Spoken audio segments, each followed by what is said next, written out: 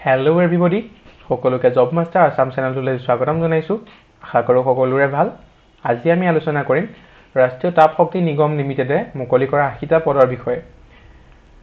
আহকচোন তেতিয়াহ'লে ভিডিঅ'টো আৰম্ভ কৰো। ৰাষ্ট্ৰীয় তাপ শক্তি নিগমে 80টা এক্সিকিউটিভ গেজেট অফিচাৰৰ পদ মুকলি কৰিছে। তাৰ প্ৰতিটো পোষ্টৰ এগেইনষ্টত বিভিন্ন ধৰণৰ ৰেংক আৰু কোৱালিফিকেশ্যন দিয়া হৈছে। বলকচোন তলত আলোচনা কৰো। এক্সিকিউটিভ CA/CMA বাবে এডুকেশ্যন কোৱালিফিকেশ্যন বিচৰা হৈছে graduate from a recognized university institute and CA/CMA intermediate. আপুনি গ্ৰেজুৱেট হ'ব লাগিব, লগতে C আৰু CMA ইণ্টাৰমিডিয়েট হ'ব লাগিব। টোটেল ইয়াত পোষ্ট হৈছে 50টা। ইয়াৰ চেলাৰী হৈছে 71,000। এক্সিকিউটিভ CA/CMA গ্ৰেড B ইয়াৰ বাবে graduate from a recognized university institution and CA/CMA বিচৰা হৈছে।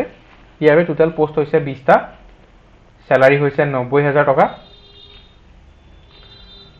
এক্সিকিউটিভ CA/CMA বাবে এডুকেশ্যন কোৱালিফিকেশ্যন বিচৰা হৈছে graduate from a recognized university institution and CA/CMA intermediate.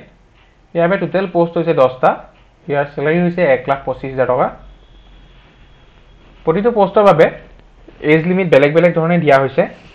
Executive CA/CMA বাবে 30 বছৰ, এক্সিকিউটিভ CA/CMA B বাবে 35 বছৰ, এক্সিকিউটিভ CA/CMA A বাবে 34 বছৰ। ইম্পৰ্টেণ্ট ডেট হৈছে ষ্টাৰ্টিং ডেট 15 ফেব্ৰুৱাৰী 2025 আৰু লাষ্ট ডেট হৈছে 19 মাৰ্চ 2025। জেনেৰেল EWS আৰু OBC বাবে এপ্লিকেশ্যন ফিজ হৈছে 300 টকা। SC ST PWD XSM ওমেনৰ বাবে কোনো ধৰণৰ ফিজ নাই।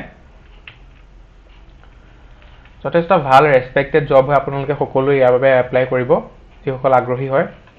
আপোনালোকে ইয়াৰ এপ্লাই কৰিবলৈ হ'লে NTPC অফিচিয়েল ৱেবছাইটত গৈ ইম্পৰ্টেণ্ট লিংক ছেকশ্যনত ক্লিক কৰি অনলাইন এপ্লিকেশ্যন ফৰ্মত গৈ নিজৰ পাৰ্চনেল ডিটেইলছখিনি দিব লাগিব। PAN card, Aadhaar card, matriculation, HS certificate, CA/CMA certificate গোটেইখিনি আপলোড কৰি নিজৰ পাছপোৰ্ট ফটো চিগনেচাৰ সহ আপলোড কৰাৰ পিছত পে এপ্লিকেশ্যন ফিজ আহিব।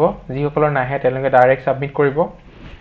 ছাবমিট কৰাৰ পিছত এখন ৰেফাৰেঞ্চ ID আহিব। সেইটো আপোনালোকে প্ৰিণ্ট আউট কৰি ৰাখি থ'ব, যিটো আপোনালোকে যেতিয়া ইন ফিউচাৰ এক্সামৰ বাবে এডমিট ডাউনলোড কৰিব তেতিয়া হেল্প হ'ব। এইখিনিয়ে আছিলে চমুকৈ ৰাষ্ট্ৰীয় তাপ বিদ্যুৎ প্ৰকল্পৰ 80টা পোষ্টৰ বিষয়ে।